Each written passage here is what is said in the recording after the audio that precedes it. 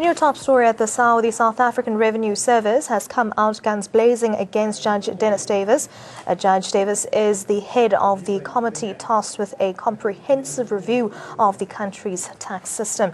SARS says Judge Dennis Davis should recuse himself from the committee. In a scathing statement, SARS accused Judge Davis of unashamedly misleading the public. The Revenue Service says it's seeking a legal opinion to lodge a complaint with the Judicial Service Commission with regards to Judge Davis's conduct. Now, this comes after media reports in which Davis bemoaned the erosion of the integrity of SARS. At a recent conference on tax evasion, Judge Davis questioned the relatively low number of individuals that fall in the new top marginal tax bracket of 45%.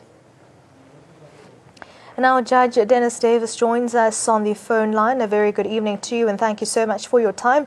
Judge Davis, is it really necessary for you to go to a media house and question the integrity of SARS, especially when you are on the advisory board of SARS? What I'm saying to you is, you've asked me, was it necessary to attack the integrity of SARS? I'm saying to you, there is no evidence that I attacked the integrity of SARS, because the speech that I gave raised questions about public perception because of media coverage. I myself have no difficulty in not only defending SARS, but trying to provide the minister with the best possible advice to make SARS even better than it is. In short, I've not attacked the integrity of SARS.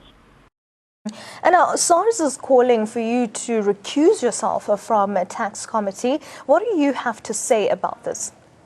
Yes. And my answer to that question is simply this. SARS has got this all wrong. I was not appointed under the SARS Act. I was not appointed to give SARS advice. I was appointed to give the minister advice.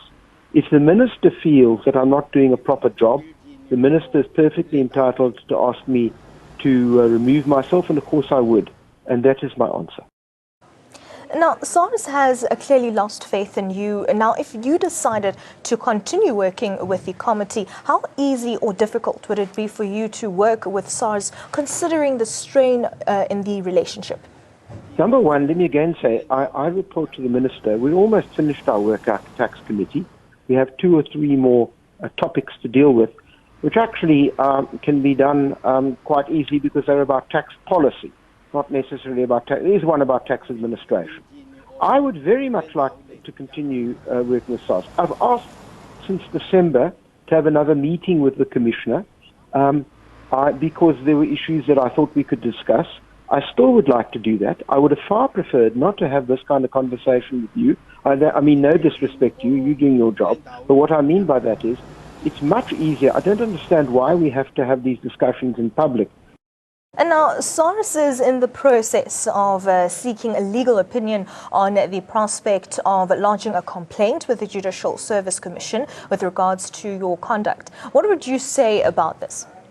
That's their right. I can't stop them from doing that.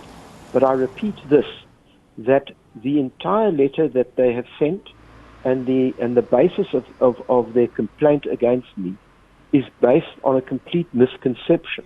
And I wish they had called me and said, I would have perfectly understood if they'd said to me, can we get a copy of what you've said, or would you summarize what you've said? And then, if they were dissatisfied, it would have been perfectly in their entitlement to then make whatever statements they like. But it is extraordinary that, in fact, you go public on a matter where you've never even clarified that which a person has said was actually said by him.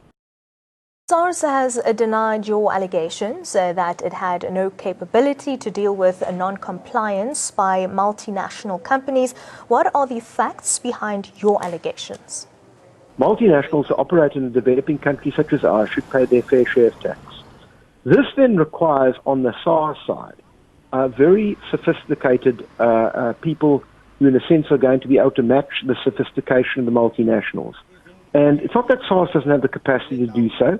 It's that all tax authorities all around the world struggle to have a quality of expertise because the multinationals have got so much money.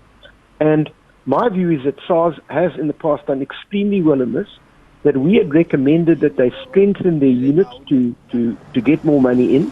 My understanding is that they are doing that, so it'd be Far from me to suggest SARS has not got the capacity to do so.